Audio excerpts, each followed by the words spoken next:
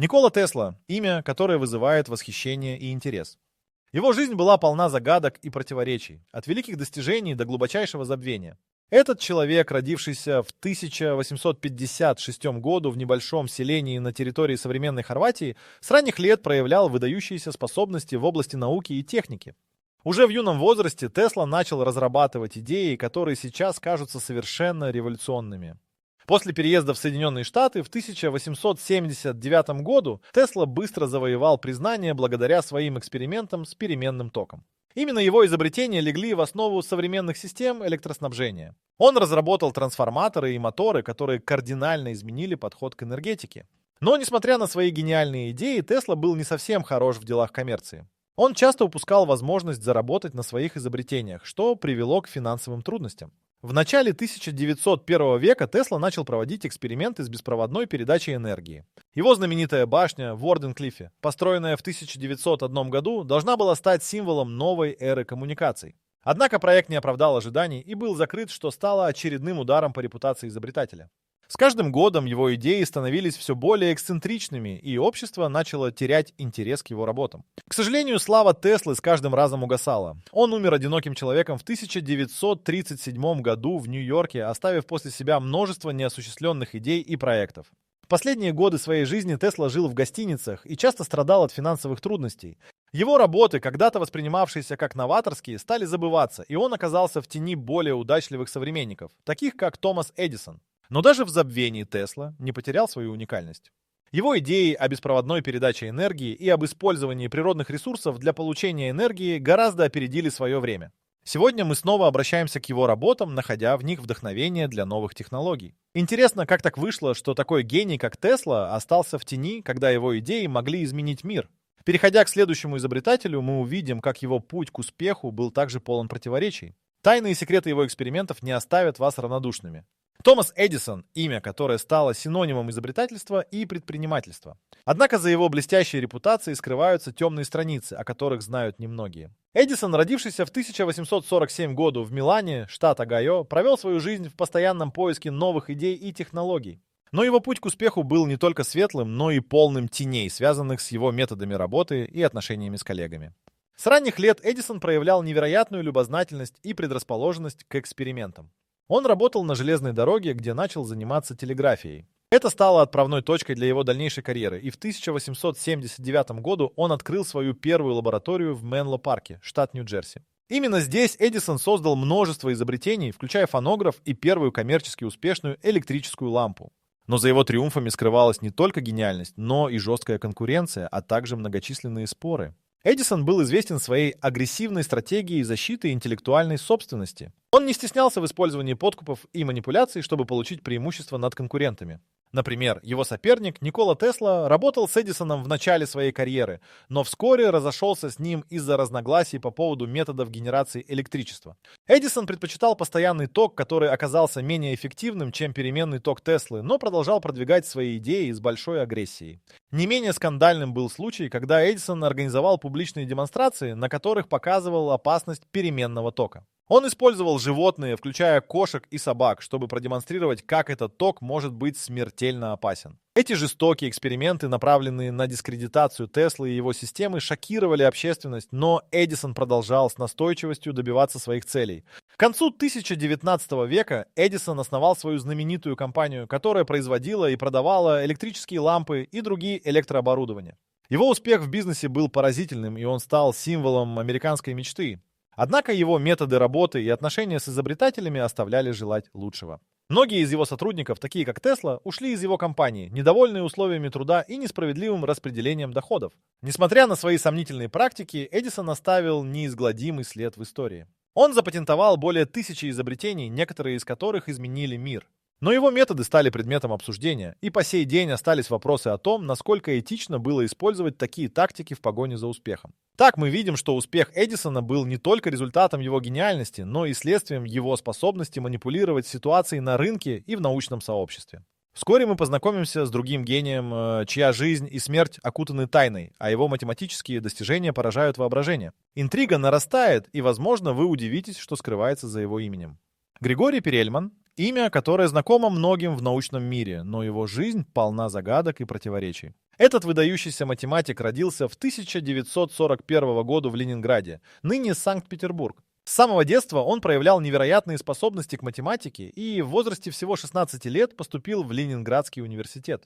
Его талант был очевиден, и вскоре он стал известен как один из лучших студентов.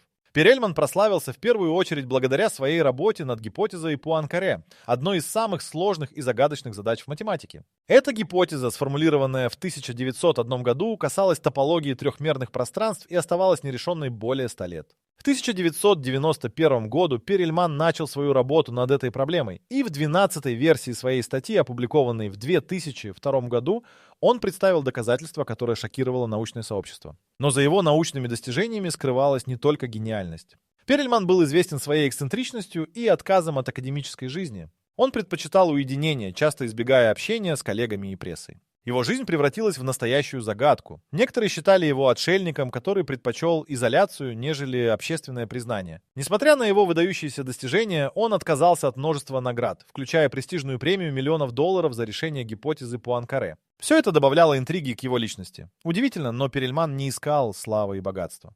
Его отказ от призов и наград вызвал вопросы, касающиеся его мотивации и философии. Он ушел из научного сообщества, выпустив лишь несколько статей, и проживал у своей матери в Санкт-Петербурге, что только усиливало слухи о его эксцентричности. Он часто говорил о том, что математика — это не просто наука, а путь к истине, и что его работа была лишь попыткой понять мир. Однако вокруг Перельмана все равно возникло множество мифов.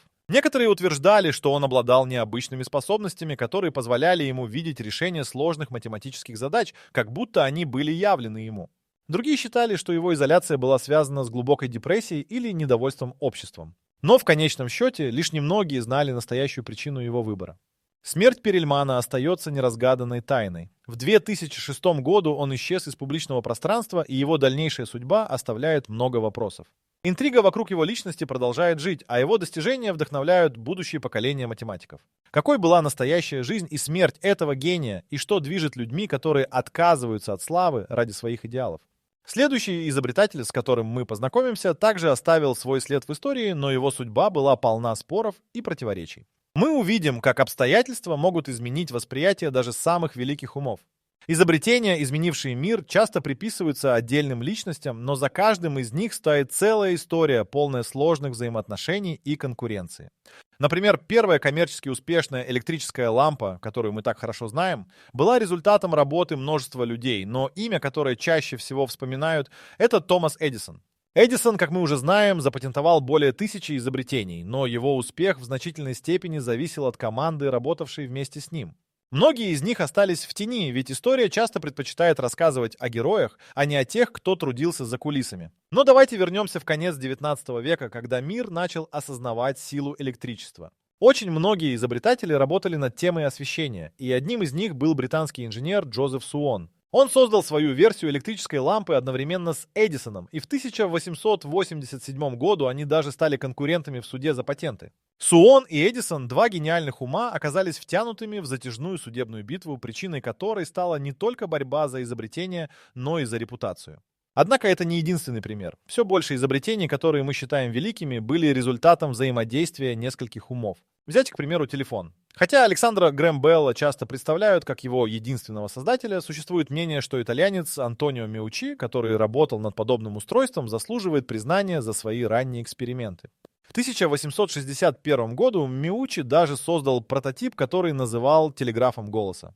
Однако его финансовые трудности не позволили ему запатентовать свое изобретение, и, следовательно, Белл стал первым, кто получил за него патент. Не стоит забывать и о Николе Тесле, который также внес весомый вклад в развитие технологий связи. Несмотря на то, что его работы с переменным током и радиосвязью в конечном итоге принесли ему признание, первоначально его идеи были отвергнуты.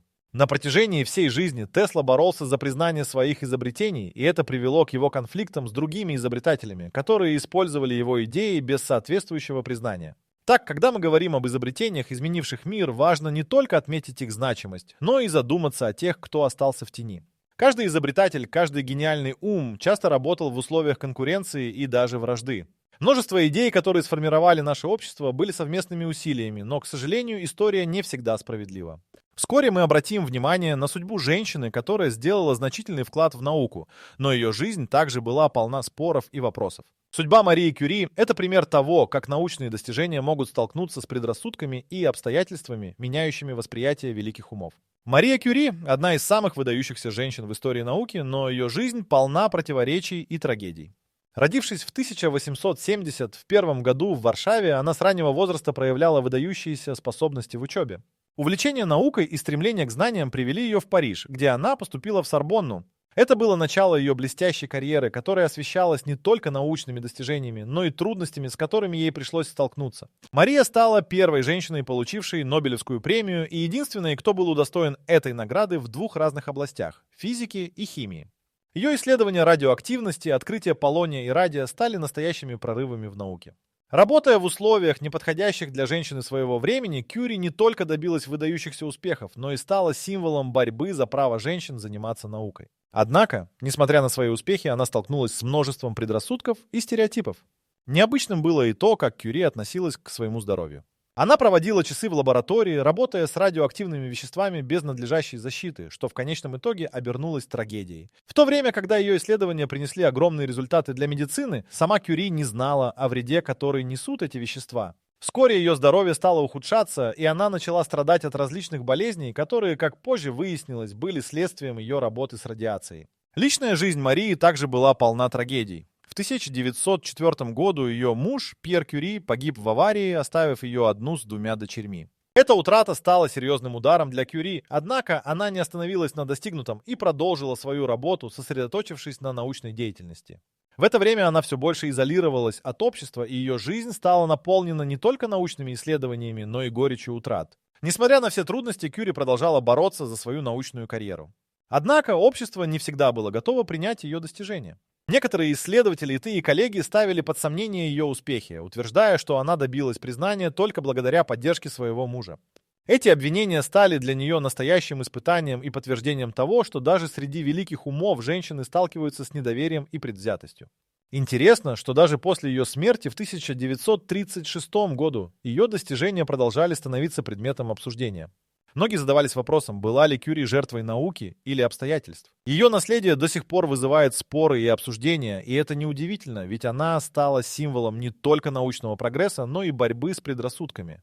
Судьба Марии Кюри – пример того, как выдающийся ум может столкнуться с общественными барьерами и как личные трагедии могут влиять на карьеру. Но даже в условиях таких испытаний ее достижения продолжают вдохновлять новые поколения ученых. Вскоре мы обратим внимание на другую загадочную личность в мире науки, которая тоже оставила свой след, несмотря на множество вопросов, которые ее окружали. Леонардо да Винчи – имя, которое ассоциируется с непревзойденными художественными достижениями и гениальными изобретениями. Однако его жизнь полна не только славы, но и неясностей, которые ставят под сомнение его истинную гениальность. Родившийся в 1452 году в небольшом городке Винчи, он с ранних лет проявлял выдающиеся способности. Ему удалось стать не только художником, но и ученым, инженером и изобретателем. Но за его успешной карьерой скрывается множество неразгаданных тайн. Уже в юности да Винчи стал известен своим искусством. Его работы, такие как «Тайная вечеря» и «Мона Лиза», стали иконами, и он завоевал признание как величайший художник своего времени. Однако его художественные достижения были лишь одной частью его многообразных интересов. Да Винчи оставил после себя множество тетрадей с записями о научных экспериментах, анатомии, механике и даже военных технологиях. Но среди этих записей находятся и странные идеи, которые вызывают вопросы о его методах и уровне понимания. Некоторые из его чертежей содержат концепции, которые в то время казались абсурдными, например, планы по созданию летательного аппарата, который по сути предвосхитил изобретение самолета на несколько веков. Но не все его идеи были успешными. Многие из его проектов так и остались на бумаге, и некоторые даже подвергались критике со стороны его современников. Например, его анатомические исследования, хоть и были весьма детальными, иногда основывались на неверных предположениях, что ставит под сомнение его репутацию как великого ученого. На протяжении всей своей жизни да Винчи вел множество исследований, иногда проявляя склонность к мистицизму и эзотерике. Его интерес к оккультным наукам и алхимии поднимал вопросы о том, насколько серьезно он подходил к своим научным изысканиям. Многие из его современников называли его эксцентричным, а некоторые даже сомневались в его способности доводить свои идеи до конца. Несмотря на это, его работы по механике, гидродинамике и анатомии стали основой для будущих исследований.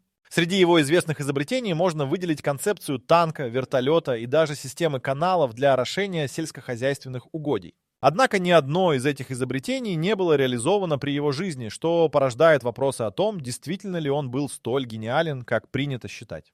Множество его чертежей и идей оставались незамеченными до тех пор, пока их не обнаружили исследователи в более поздние времена. Загадка заключается в том, насколько да Винчи действительно был мастером или мошенником. Его стремление к знаниям, которое иногда перерастало в навязчивую идею, могло отвлекать его от достижения реальных результатов. Да Винчи оставил после себя более 7000 страниц записей, но многие из них были разбросаны по частным коллекциям и не были оценены при его жизни.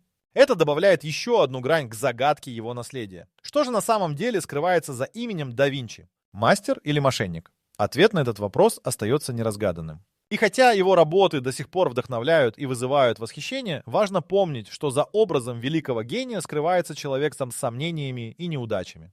А в следующей главе мы рассмотрим жизнь другого выдающегося ума, который также стал символом гениальности и простоты, но оказался в непростой ситуации. Альберт Эйнштейн – имя, которое стало синонимом гениальности и научной революции. Родившийся в 1879 году в Ульме, он с ранних лет проявлял выдающиеся способности в математике и физике. Однако его путь к славе был не таким простым, как может показаться на первый взгляд. Эйнштейн, несмотря на свои блестящие идеи, испытывал трудности в учебе и даже не закончил свою гимназию из-за проблем с дисциплиной. После этих неудач он поступил в Политехнический институт в Цюрихе, где снова столкнулся с трудностями, но вскоре его талант стал заметен. После окончания учебы Эйнштейн работал в патентном бюро в Берне. Именно в этот период, вдали от академической среды, он начал разрабатывать свои революционные идеи. В 1905 году он опубликовал 3 статьи, которые изменили представление о физике. Первая из них касалась фотоэлектрического эффекта, что впоследствии принесло ему Нобелевскую премию в 1920 году. Вторая статья описывала брауновское движение, а третья по специальную теорию относительности, где он впервые представил знаменитую формулу М-Сидья. Эти работы произвели фурор в научном сообществе и сделали Эйнштейна всемирно известным. Однако, несмотря на мгновенную известность, жизнь Эйнштейна не была сладкой. Он столкнулся с жесткой конкуренцией и завистью со стороны других ученых. Многие видели в нем угрозу и относились к его идеям скептически. Однако Эйнштейн продолжал работать над своей теорией гравитации, что привело к созданию общей теории относительности в 1915 году. Эта работа, которая объяснила притяжение как искривление пространства-времени, окончательно утвердила его статус как одного из величайших физиков всех времен. Личная жизнь Эйнштейна также была полна противоречий. Его первый брак с Милевой Марич, соученицей по Политехническому институту, закончился разводом в 1930 году. У них было 2 сыновей, но отношения с семьей становились все более натянутыми. Эйнштейн часто уделял больше внимания науке, чем личной жизни, что в конце концов привело к его разрыву с Милевой. Вторая жена Эйнштейна, Эльза Левентал, поддерживала его в карьере, но их отношения также были сложными. С приходом нацистского режима в Германии Эйнштейн, будучи евреем, оказался в опасной ситуации. В 1933 году он эмигрировал в Соединенные Штаты, где продолжил свою научную деятельность в Принстонском университете. В это время он стал символом борьбы против фашизма, однако его жизнь в Америке была также полна сложностей и недопонимания. Он продолжал получать письма с угрозами и сталкивался с предвзятым отношением из-за своих политических взглядов. Эйнштейн, несмотря на все трудности, продолжал работать над новыми идеями, однако его поздние года были отмечены чувством разочарования. Он стремился объединить квантовую механику и теорию относительности, но многие из его идей не были приняты научным сообществом. Это вызывало у него внутренние конфликты и противоречия между его гениальностью и желанием простоты в понимании физики. Его жизнь — это пример того, как великие умы могут сталкиваться с противоречиями и трудностями, оставаясь при этом символами гениальности. Но на этом история не заканчивается. В следующей главе мы поговорим о человеке, который внес немалую лепту в мир технологий, но его имя и достижения до сих пор остаются предметом споров и разногласий. История изобретения автомобиля полна загадок и противоречий, и вопрос о том, кто на самом деле был истинным отцом автомобиля, до сих пор вызывает споры. Сначала стоит отметить, что на заре автомобильной эры в конце Дев-Шиджу века существовало множество изобретателей, работающих над созданием транспортного средства, которое могло бы заменить лошадей. При этом несколько человек утверждали, что именно они являются первооткрывателями автомобиля. Одним из первых, кто создал работающий автомобиль, был немецкий инженер Карл Бенц. В 1885 году он запатентовал свой трехколесный автомобиль, получивший название Benz Patent Motorwagen. Это транспортное средство было оснащено одноцилиндровым 4-тактным двигателем внутреннего сгорания и могло развивать скорость до 10 миль в час. Успех Бенца не остался незамеченным, и в 1889 году он основал первую автомобильную компанию, что стало большим шагом для развития автомобильной промышленности. Однако, как и в случае с многими другими изобретениями, вопрос о первенстве быстро вызвал споры. В это же время другой инженер Готлиб Даймлер разработал свой собственный двигатель и в 1886 году создал первый мотоцикл. В последующие годы он продолжал работать над автомобилями и в 1892 году представил свой четырехколесный автомобиль. В отличие от Бенца, Даймлер предпочитал использовать более мощные двигатели и более современные технологии, что сделало его подход к созданию автомобиля уникальным. Не стоит забывать и о Генри Форде, который в 1906 году выпустил модель Ford Model T. Эта машина стала символом массового производства и доступности автомобилей для широкой аудитории. Форду удалось оптимизировать производственный процесс, что значительно снизило стоимость автомобиля и сделало его доступным для большинства американцев. Однако его успех произошел не без споров, ведь он также использовал идеи и разработки других изобретателей, что иногда вызывало критику. Интересно, что в отдельно взятом контексте детали истории автомобиля могут быть еще более сложными. Например, многие забывают о французском инженере Эдуарде Лемуану, который также работал над проектами, связанными с автомобилями, но его имя не так широко известно, как имена Бенца, Даймлера и Форда. Лемуан, как и другие, пытался создать машину, которая могла бы изменить транспортное сообщение, но его работы часто оставались в тени более известных коллег. Споры о том, кто же на самом деле является истинным отцом автомобиля, продолжаются. Каждый из изобретателей внес свой вклад, и фактически автомобиль, каким мы его знаем сегодня, стал результатом совместных усилий многих гениев. Каждое изобретение, каждая идея обогащала общий процесс, и без этого сотрудничества автомобильный мир был бы совершенно другим. Загадка, окружающая историю изобретения автомобиля, остается актуальной и сегодня. Вопрос о первенстве и оригинальности не теряет своей значимости, и каждый новый исследователь находит новые факты, которые подтверждают или опровергают старые мифы. В следующей главе мы проникнем в мир тайных обществ и узнаем, какие именно секреты могли скрываться за великими изобретателями, и были ли их идеи действительно плодом их гениальности или результатом некоего заговора. Тайные общества и великие изобретатели – тема, полная загадок и интриг. В истории человечества встречаются загадочные группировки, которые порой оказывали заметное влияние на научные открытия и технологические достижения. Существует мнение, что многие известные изобретатели, такие как Никола Тесла и Альберт Эйнштейн, имели связи с такими обществами. Это наводит на мысль о том, как тайные организации могли влиять на их работы и большие идеи, которые они оставили после себя. Одним из самых загадочных сообществ является Орден масонов. Эта тайная организация, возникшая в XVIII веке, привлекала всякого рода гениев, ученых и политиков. Масонство славится своим символизмом и ритуалами, и многие изобретатели входили в его ряды. Существуют слухи, что Никола Тесла, обладая необыкновенной способностью к инновациям, также мог быть связан с этой организацией. Однако документальные доказательства такой связи отсутствуют, и это лишь добавляет интриги к его личности. Существовали и другие общества, которые вдохновляли изобретателей. Одним из них было братство розенкрейцеров, объединение алхимиков, мистиков и философов, стремившихся к высшему знанию. Многие ученые искали в их учениях ответы на вопросы о природе мира и о том, как использовать знания для создания новых технологий. Леонардо да Винчи, обладая широкими интересами, также мог быть под влиянием такого рода учений, что подводит нас к его эксцентричным идеям о летательных аппаратах и других устройствах. Не оставили в стороне и Альберта Эйнштейна. В его жизни также фигурируют слухи о возможных связях с тайными обществами. Некоторые исследователи считают, что его работы могли быть частью более широкого замысла, связанного с контролем над научными открытиями и их применением в политических целях. Это мнение порождает вопросы о том, каким образом идеи Эйнштейна могли быть использованы для разработки атомной бомбы, которая впоследствии стала средством массового разрушения. Но насколько это соответствует действительности, вопрос открытый. Существует также мнение, что тайные общества могли сдерживать развитие технологий, если новые идеи угрожали их интересам. Например, многие считают, что изобретения, связанные с устойчивой энергетикой, могли быть подавлены, чтобы защитить традиционные источники энергии. Это порождает идеи о том, что такие организации манипулируют общественным мнением и контролируют знания, чтобы сохранить свою власть. Интересно, что не все изобретатели активно искали связи с тайными обществами. Например, Григорий Перельман, нашедший решение гипотезы Пуанкаре, не проявлял интереса к подобным структурам.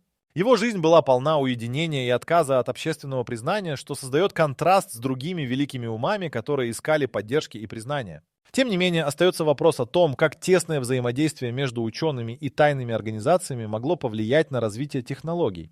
Возможно, некоторые изобретения, которые мы считаем результатом индивидуального гения, на самом деле были результатом коллективного усилия, скрытого от общественного внимания. Тайные общества могли стать платформой для обмена идеями и знаниями, что в конечном итоге способствовало технологическому прогрессу.